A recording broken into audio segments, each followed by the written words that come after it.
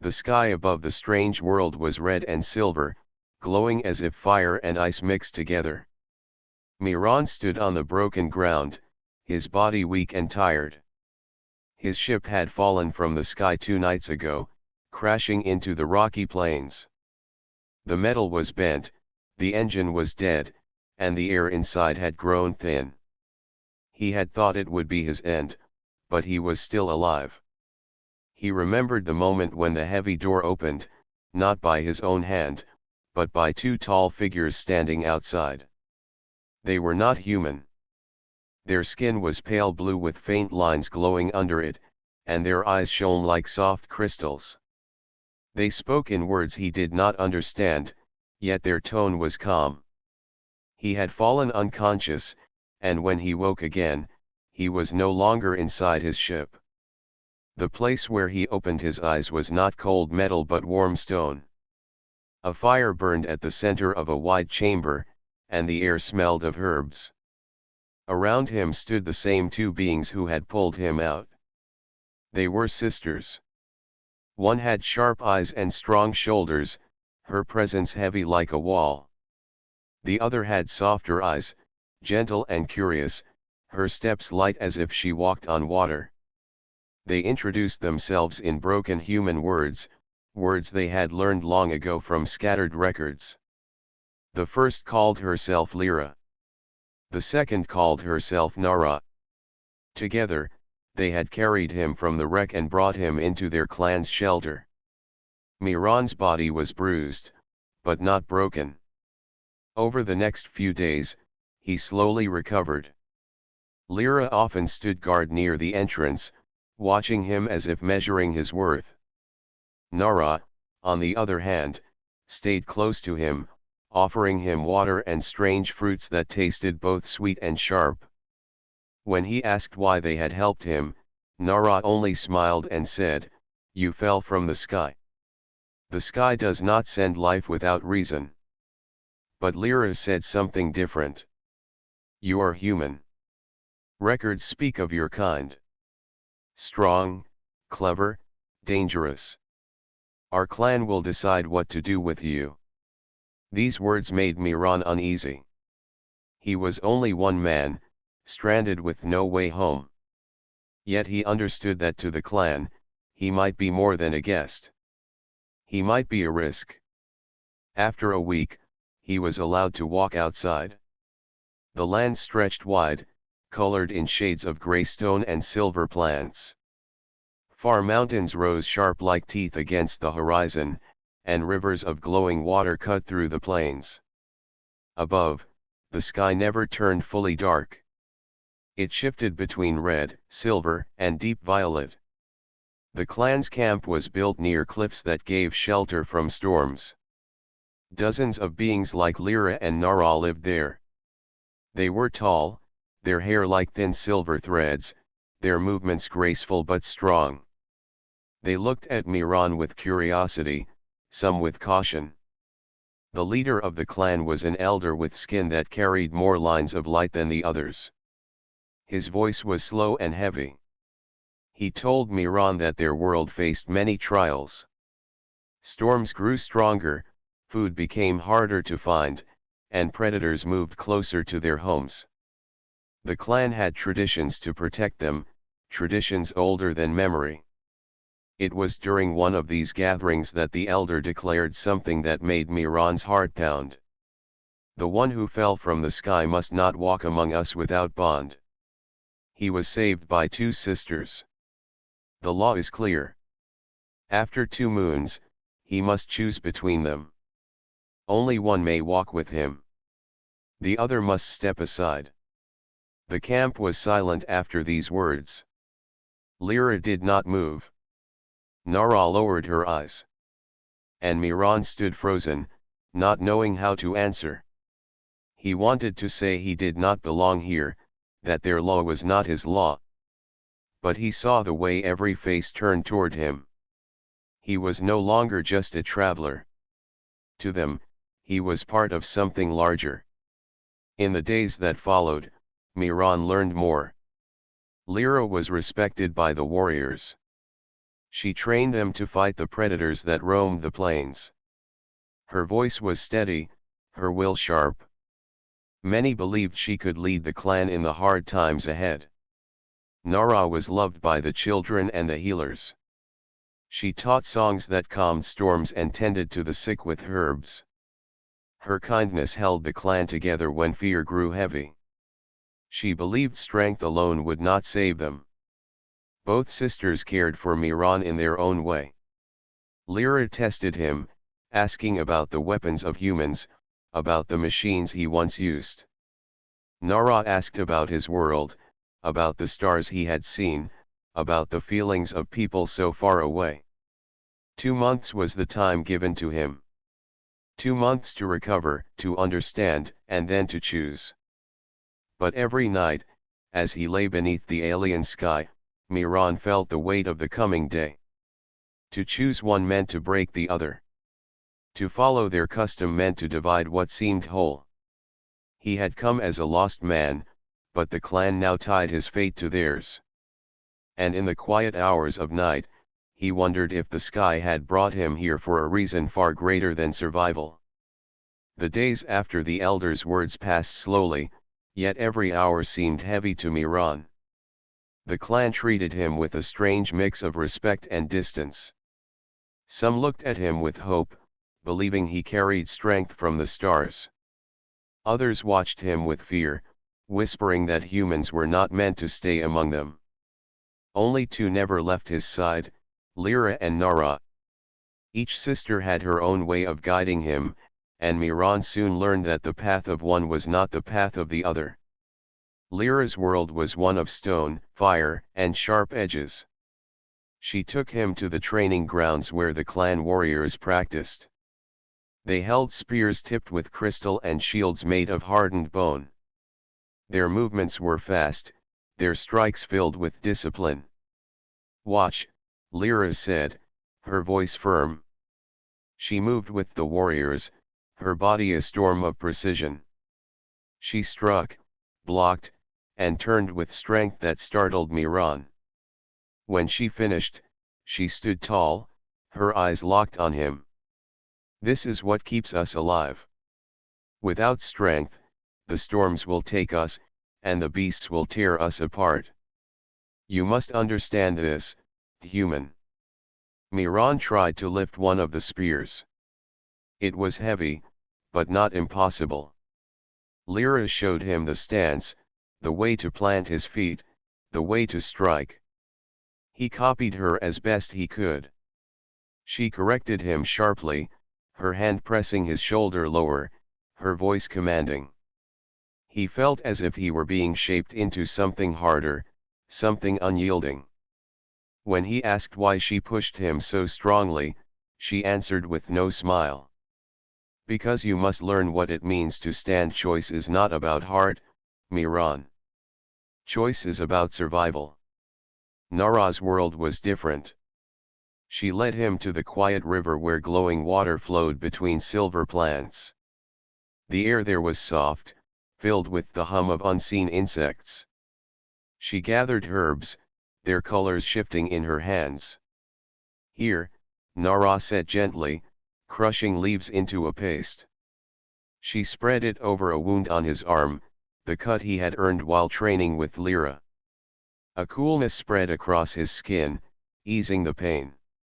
Miran asked how she had learned such skill, and Nara told him stories of their mother, who taught her to listen to the land. "The ground speaks. The water sings. If you hear carefully, they tell you how to live. We do not fight the storm, Miran. We move with it.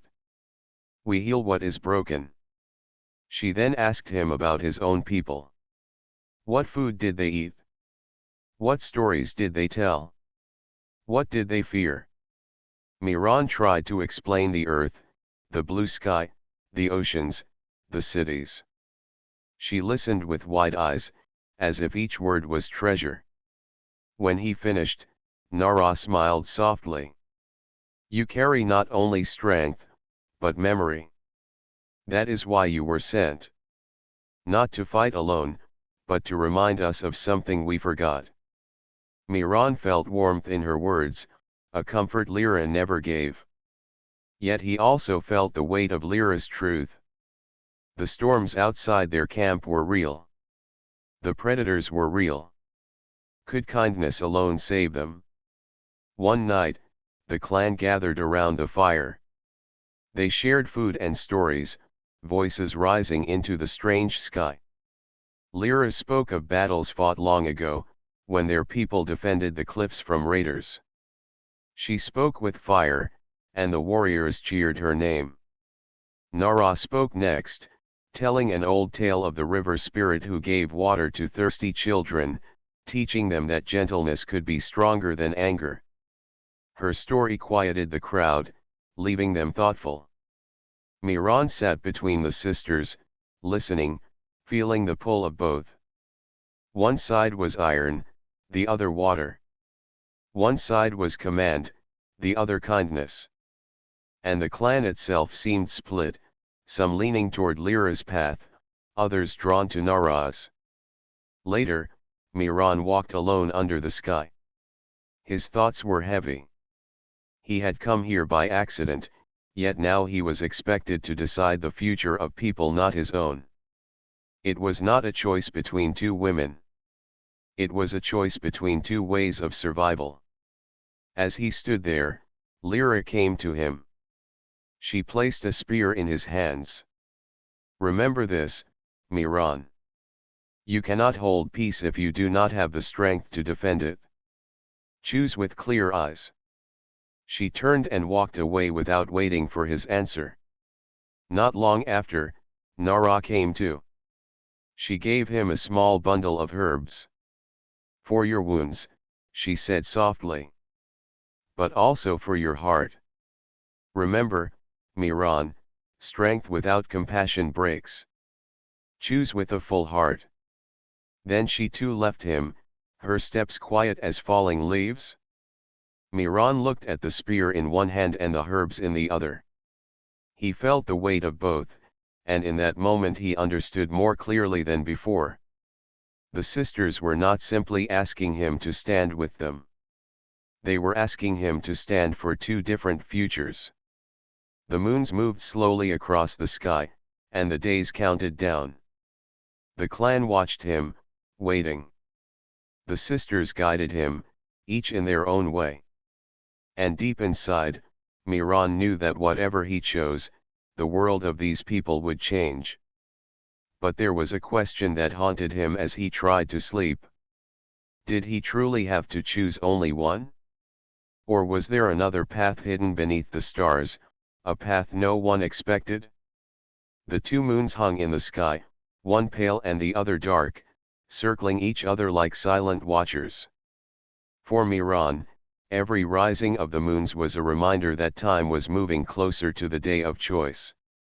2 months sounded long when the elder first spoke, but the days passed quickly.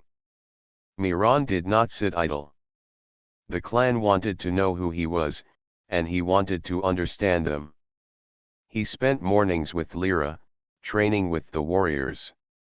Afternoons he often walked with Nara, learning the ways of healers and keepers of stories. At night, he sat by the fire, watching both sisters shape the clan in their own ways.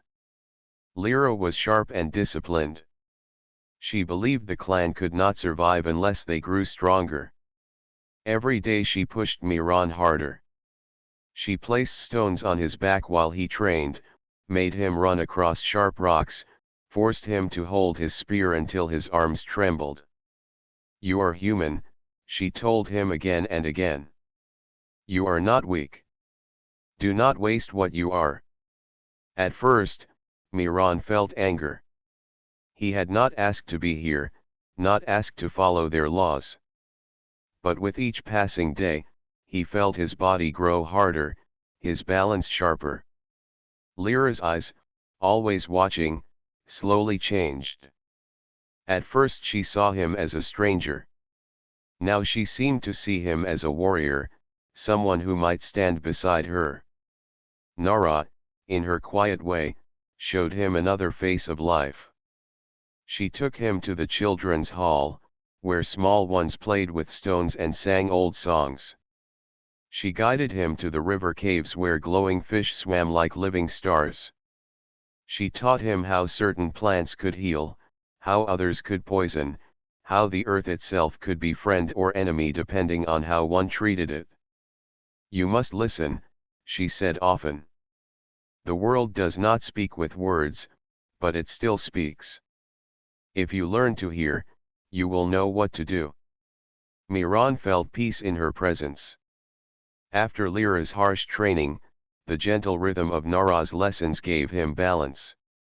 Yet peace too was not easy. Listening to the land was harder than lifting stones. Waiting and feeling were harder than striking with a spear. One evening, the clan gathered for a night of telling.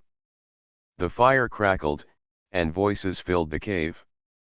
The elder spoke of the past, when storms once wiped out half the clans that lived near the mountains. He said the storms were growing again, stronger and stranger. Then a hunter came running into the circle. His face was pale, his hands shaking. He told of creatures seen near the cliffs, larger than before, their eyes glowing in the dark.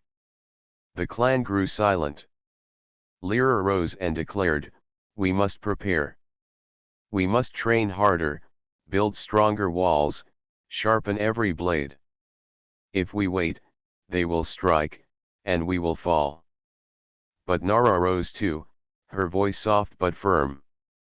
"The land is shifting. The storms and beasts are signs. We must not only fight. We must find balance, or we will break ourselves even if the enemy does not." The clan murmured. Some agreed with Lyra, others nodded to Nara. Miran listened, feeling the split growing wider. Two sisters, two paths. Both spoke truth, but truth pulled in different directions. After the gathering, Miran sat alone near the edge of the cliffs. Below him, the glowing river stretched like a silver thread in the dark. He tried to think of Earth, his home, but the image was fading in his mind. Here, on this strange world, he felt both lost and bound. Nara came first, carrying a small bowl of fruit. She placed it beside him and "Saturday you carry weight on your shoulders," she said. Miran gave a small smile. "How can I choose between two truths?" By listening, Nara whispered. "Not only to us, Miran, but to yourself. The answer is already inside you." Later that same night, Lyra found him. She did not sit. She stood tall, her eyes like sharp stone. "Do not let softness cloud you. You must see clearly. Survival is not about dreams. It is about strength. When the day comes, remember what you saw in training. Remember the fear in the eyes of those who depend on you." Miran felt his chest tighten. Two voices, one calling to heart, the other to steel. And he was the center of both. In the following days, the tension in the clan grew. Warriors began sharpening their weapons more often, inspired by Lyra. Healers gathered more herbs, following Nara's warnings of sickness from the storms. The people were already choosing sides, though no one said it aloud. One morning, a group of young warriors asked Miran to train with them. They wanted to see if a human could fight like the stories claimed. Lyra watched with a proud smile as Miran held his own, his body moving with skill he never knew he had. When the fight ended, he was tired but alive, and the warriors clapped his back in respect. That evening, Nara asked him to join her in the caves of light. Inside, crystals grew from the walls, glowing in soft colors. She placed his hand on one crystal and told him to feel its hum. The vibration was faint, yet real. "This is life," she said. "Even stone carries breath." Never forget that strength is not only in arms. It is in the spirit that binds all things. Miran lay awake that night, his mind full. Lyra's strength was real. Nara's wisdom was real. The clan believed he must choose between them, but his heart whispered a question he dared not speak aloud. Why must it be only one? The moons moved again in the sky, closer to the day of choice. The clan watched him with quiet eyes. The sisters waited, each patient but expectant. Miran knew that whatever path he took, he would change their lives forever. And though he had not spoken it to anyone, he felt the shadow of danger moving nearer. The storms were louder, the beasts braver. Time was short, not only for his decision, but for the whole clan. The sky above the cliffs grew restless. Clouds rolled like dark waves, and the silver rivers below swelled with strange force. The air no longer carried calm whispers but heavy warnings. The clan felt it. Every face grew tense, every night the fires burned longer, every morning more voices rose in worry. The storms had always been part of life on this world, yet these storms were different. The winds cut sharper, the ground shook harder, and lightning spread across the red sky like cracks in glass. At night, strange cries echoed from the plains, not the usual howls of small beasts but deeper sounds that shook the cliffs themselves. The elder gathered the clan around the fire and spoke with a heavy tone. The signs grow clearer. The storms are not only storms. The predators are not only beasts. Something stirs that has slept for ages. Miran sat among them, watching the fear in their eyes. He had seen storms on earth, but nothing like this. Here the land itself felt alive, as if pushing against the people who lived on it. Lyra was the first to stand. Her voice carried strength that cut through fear. We cannot wait. We must arm every warrior, sharpen every blade, and fortify our walls. If we wait, these storms and beasts will tear us apart. If we strike first, we have a chance to survive. Some warriors shouted in agreement, their voices filled with fire. They trusted Lyra's strength. They believed only battle could protect them. Then Nara rose. Her voice was softer, but it carried weight too. If we fight blindly, we will waste ourselves. The storms will not listen to blades. The beasts come because the land shifts. We must understand it, learn from it, not only fight it. If we move with the land, we may find safety. Others nodded, especially healers and elders who remembered old tales. They trusted Nara's wisdom. They believed only patience and harmony could keep them alive. The clan split, voices rising in argument. Warriors shouted of courage. Healers warned of ruin. Children cried as the noise grew. Miran watched in silence, his heart heavy. He saw the split not only in the clan, but in the sisters themselves. Lyra's eyes blazed with determination. Nara's eyes glowed with calm but also sadness.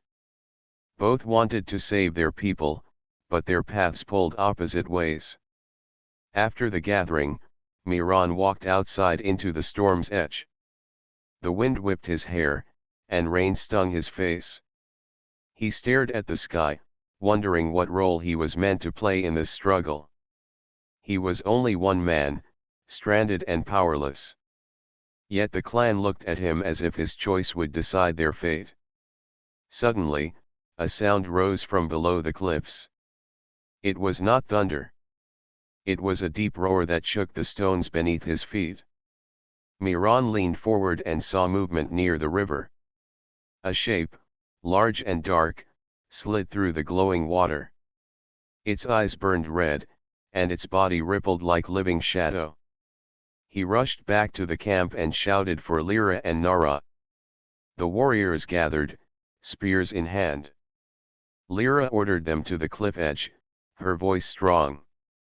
Nara gathered the children and healers, leading them to safety deeper in the caves. The creature climbed onto the rocks, taller than 3 men, its body covered in scales that shimmered in the storm light. It roared again, shaking the air.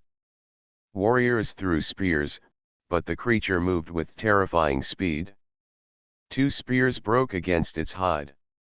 Another flew past its head. The beast struck the cliff with one claw, sending rocks flying. Lyra leapt forward with her own spear, shouting commands. She struck at its leg, the blow echoing like metal on stone. The beast stumbled but did not fall. It swung its tail, sending 2 warriors crashing to the ground. Miran grabbed a fallen spear.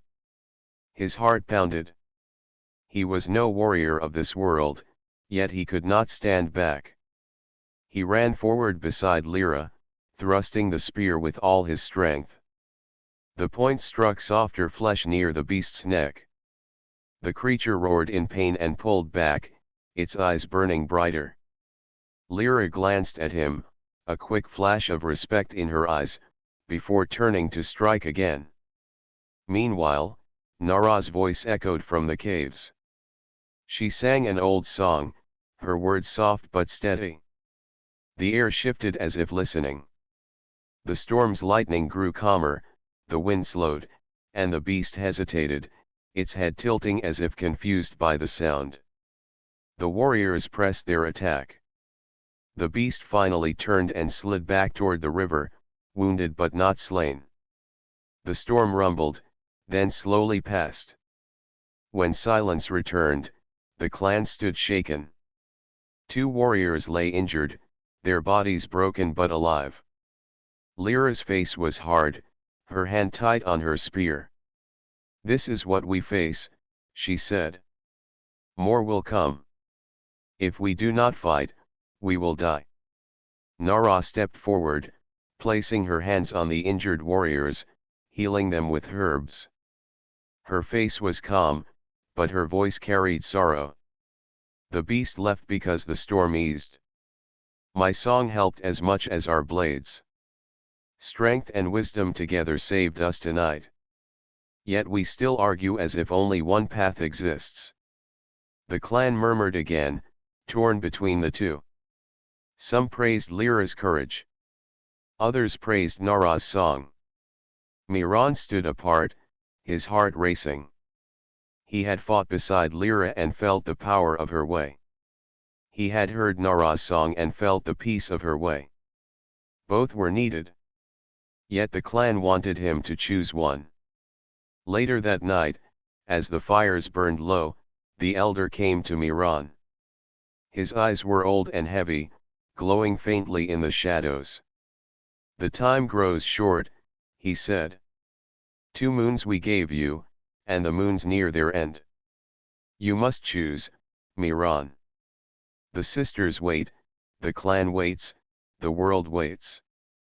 Miran bowed his head, but inside his thoughts turned restless. He did not know how to answer. To choose one was to break the other. To follow their custom might lead to division when what they needed most was unity. He walked alone to the cliffs again, looking out at the glowing river. The storm had passed, but the land still trembled. The beast's roar echoed in his memory. And in that moment, Miran knew that the true danger was not only the storms or the beasts. The true danger was the clan's division. If they stayed divided, nothing could save them. Not even him. The days after the beast's attack were restless. The clan no longer lived in calm routine. Everywhere Miran walked, he heard voices arguing. Some praised Lyra for leading the warriors and striking the creature with courage. Others whispered that Nara's song had eased the storm and saved lives.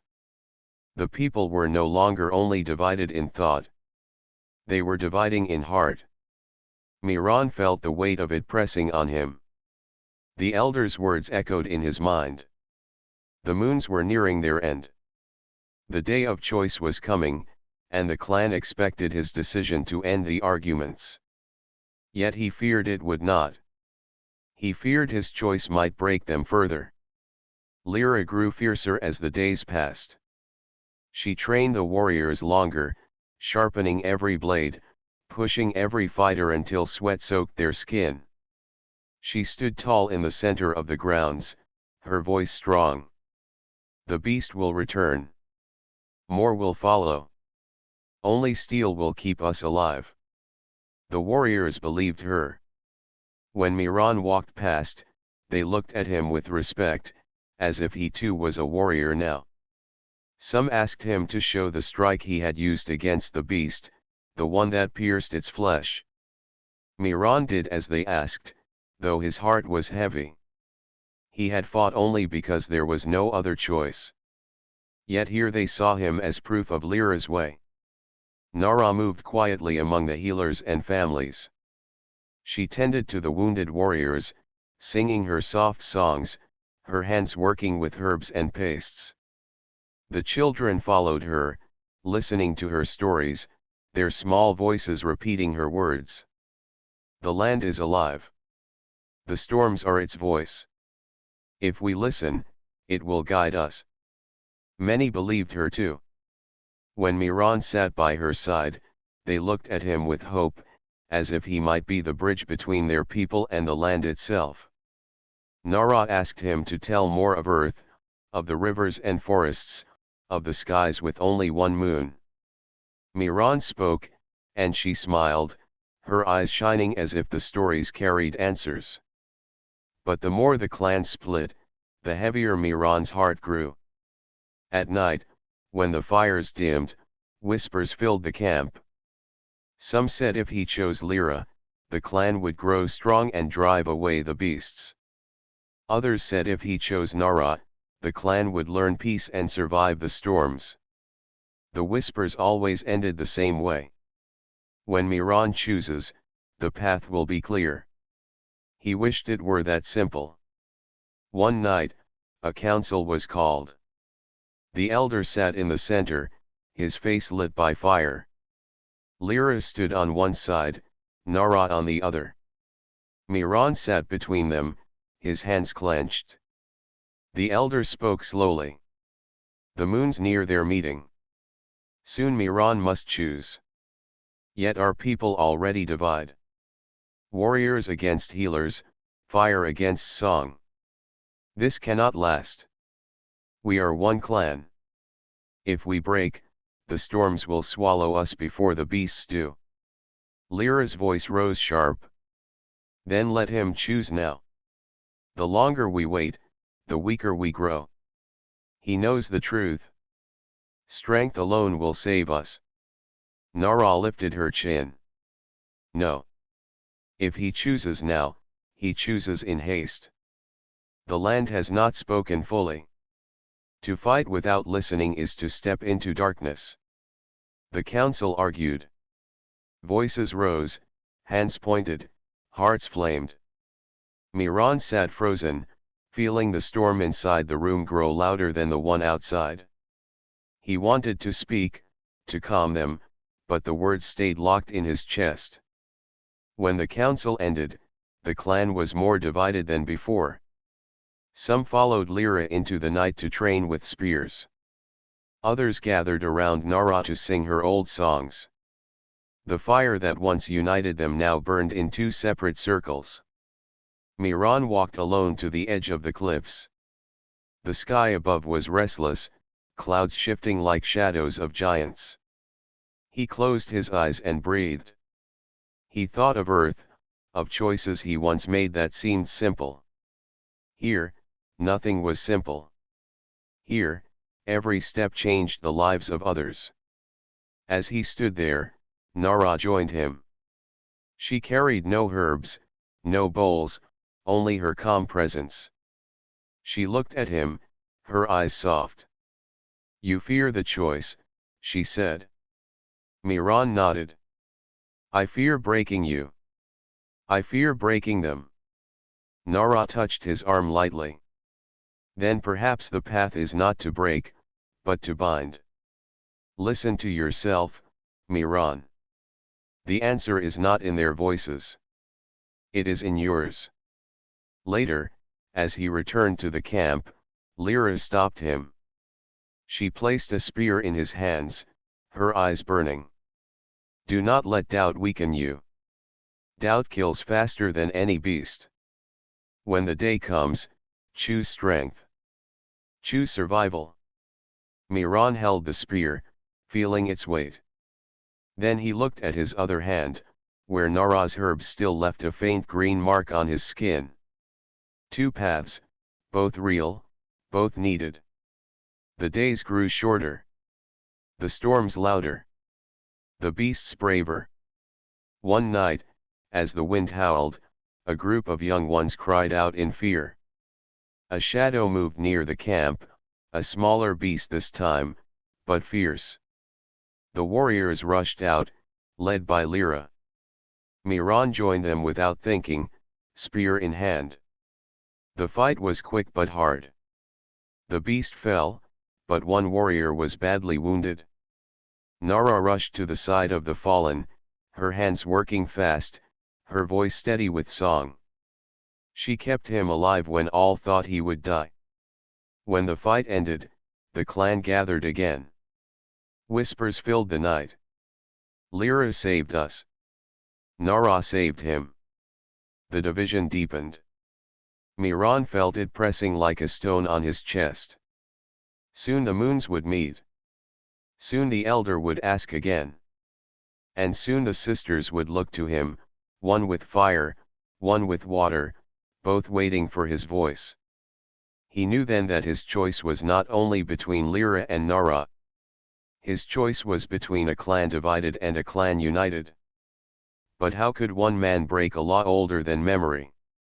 The two moons hung heavy in the sky, glowing like silver eyes watching the world below.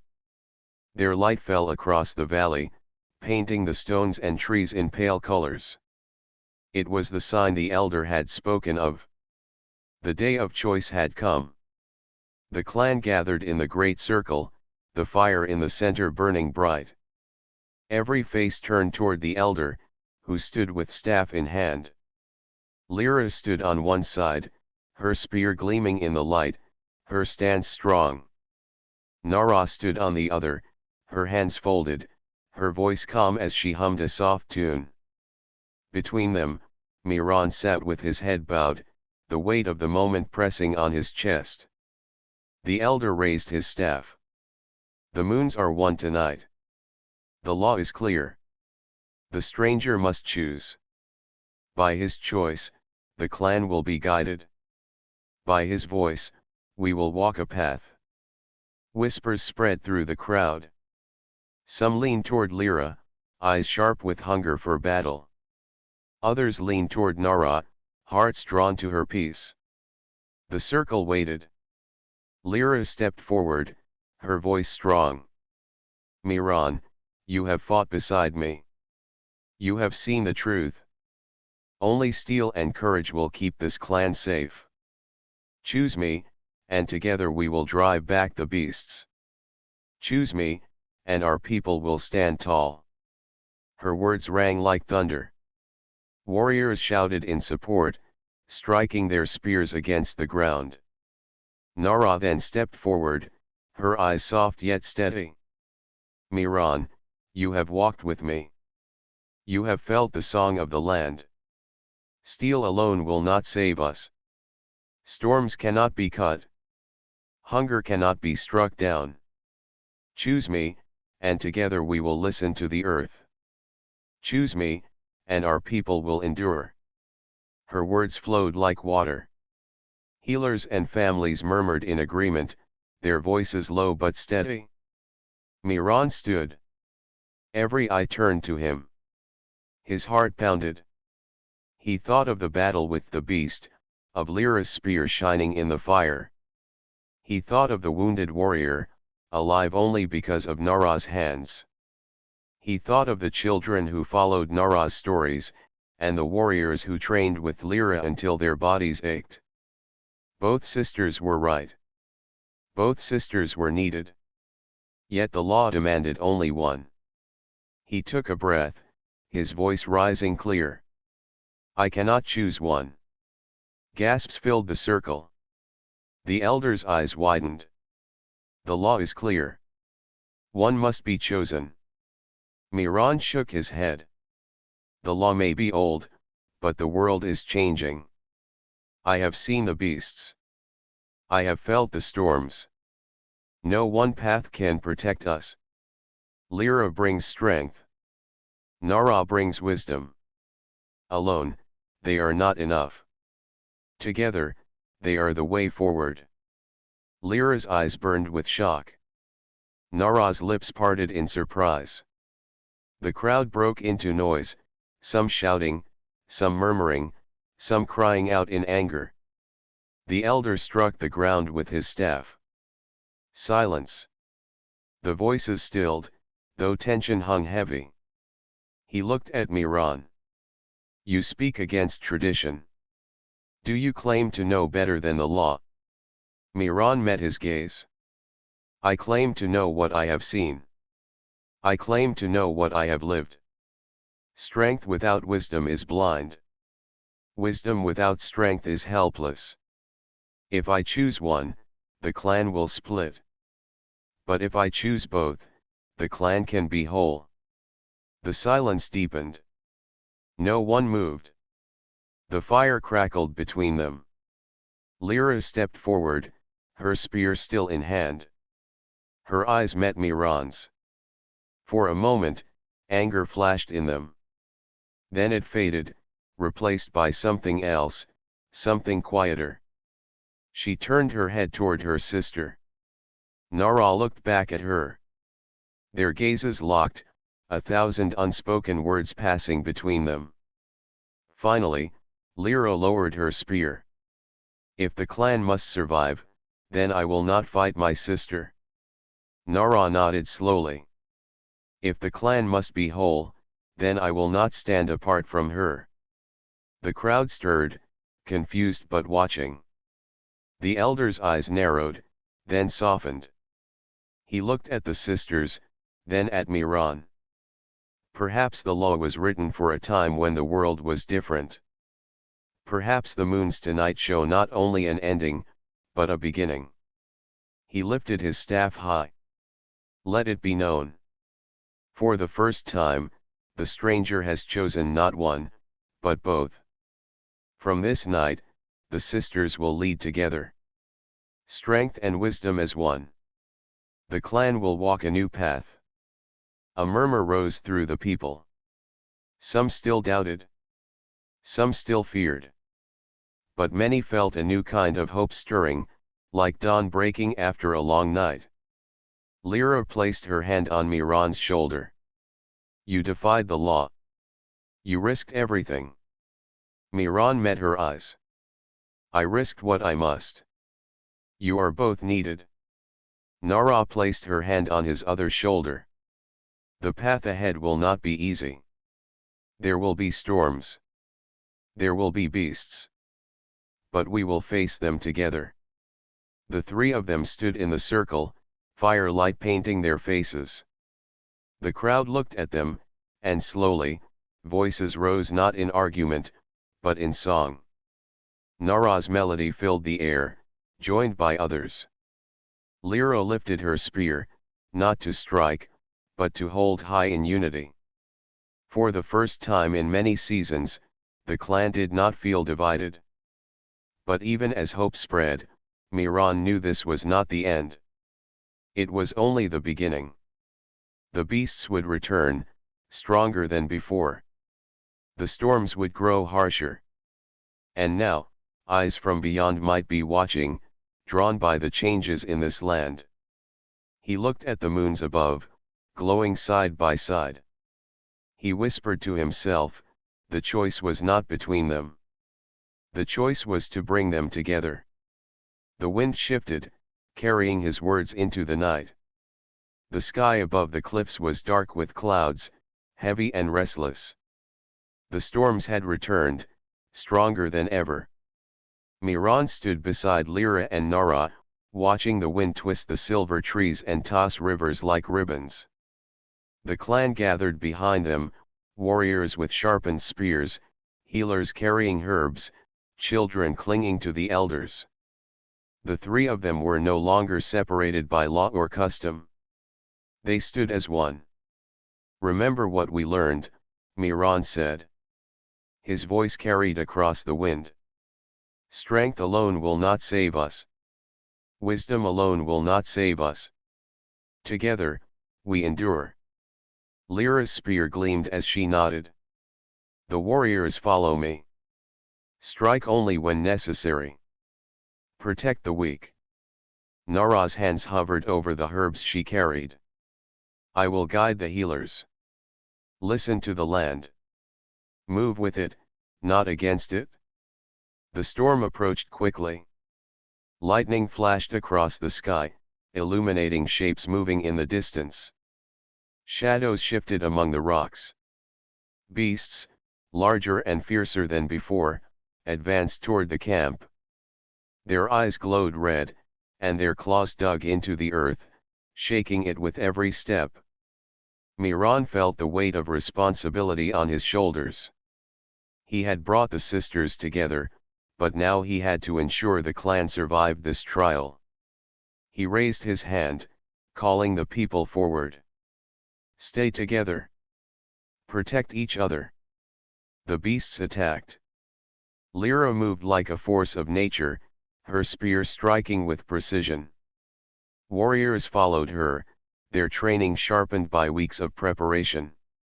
Each blow drove back the beasts, but more came, larger and faster than before. Nara moved through the crowd, guiding the healers to tend to the injured. Her song carried over the wind, a soft, steady rhythm that calmed both people and land. The storms shifted as if listening, the winds easing just enough for the clan to hold their ground. Miran joined the battle, thrusting his spear with care. He was not a warrior by birth, but he had learned quickly. He struck where the beasts were weakest, dodged where the claws could reach, and moved with both Lyra's strength and Nara's awareness. Hours passed. The clan fought together, their unity stronger than any single skill. Warriors protected healers. Children and elders stayed close to safety, moving with the guidance of Nara's calm voice. The beasts roared and lunged, but the clan's cohesion held. Finally, a larger shadow moved ahead of the others. A beast older and more massive than the rest, its body covered in scales like dark crystal. It roared with a sound that shook the air. The ground trembled beneath its steps. Lyra stepped forward, spear ready. "We strike together," she shouted. "Not alone, but as one."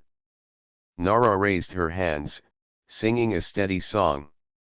The wind carried her voice, and the beasts hesitated, confused by the harmony. Miran took a deep breath and ran forward, aiming at the beast's flank. With a coordinated strike, the warriors pierced its side. The creature staggered, then fell, shaking the earth with its final roar. The smaller beasts, seeing their leader fall, turned and fled into the storm. The wind calmed. Rain softened. The rivers returned to their quiet silver glow. The clan gathered in the center, exhausted but alive. Lyra lowered her spear, breathing hard. Her eyes met Nara's, and a silent understanding passed between them. Strength and wisdom had worked together, proving Miran's choice. Miran looked at the people around him. The children smiled, the warriors nodded, the healers tended to each other with care. The clan was united, stronger than ever, not divided by law or custom, but bound by trust and courage. The elder approached, staff in hand. His eyes were heavy with age, but his voice carried pride. "You have done what none expected. You showed the clan a new path. Strength and wisdom together will guide us into the future." Lyra stepped forward and placed a hand on Miran's shoulder. "You risked everything, not for one, but for all. That is the mark of true courage. Nara joined them, her hand resting lightly on his other shoulder. And that is the mark of wisdom. You listened, and in listening, you found a way for everyone to survive. The clan cheered, voices rising together. For the first time in many seasons, the great circle around the fire was filled with laughter, song, and hope. The storms had tested them, the beasts had challenged them, but unity had carried them through. Miran felt a warmth he had not known since leaving Earth. This was more than survival. This was family, trust, and the chance to build something greater than anyone had imagined. He looked at the sisters. Lyra's eyes still held fire, but it was tempered with understanding. Nara's eyes held peace, but also strength.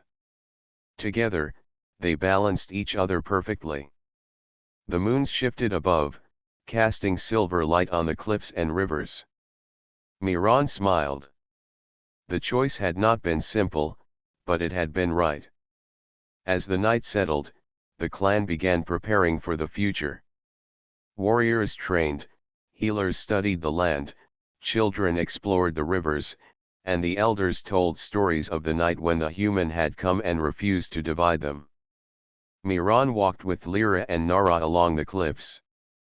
The land is changing, he said. Storms will come again, beasts will return. But now we are ready. Lyra nodded, her hand resting lightly on his arm. We are ready because we are together.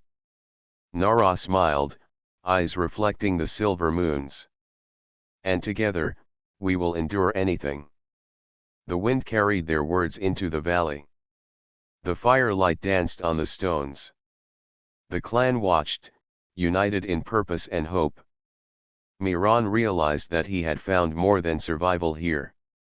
He had found a home, a people who trusted him, and two sisters who had taught him the true meaning of courage, wisdom, and unity.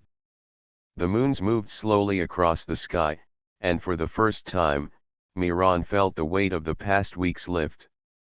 The future was uncertain, but it was theirs to face together. And so the alien world, once divided, now moved forward with strength and wisdom side by side, guided by the human who refused to choose only one. The storms would come again. The beasts might return. Yet the clan would face them not as separate paths, but as one people, united in courage, trust, and hope. Miran looked at the glowing rivers, at the cliffs, at the faces of the people he now called family. He whispered, "This is only the beginning." The sisters smiled beside him, the moons shone above, and the night was full of life, promise, and new beginnings.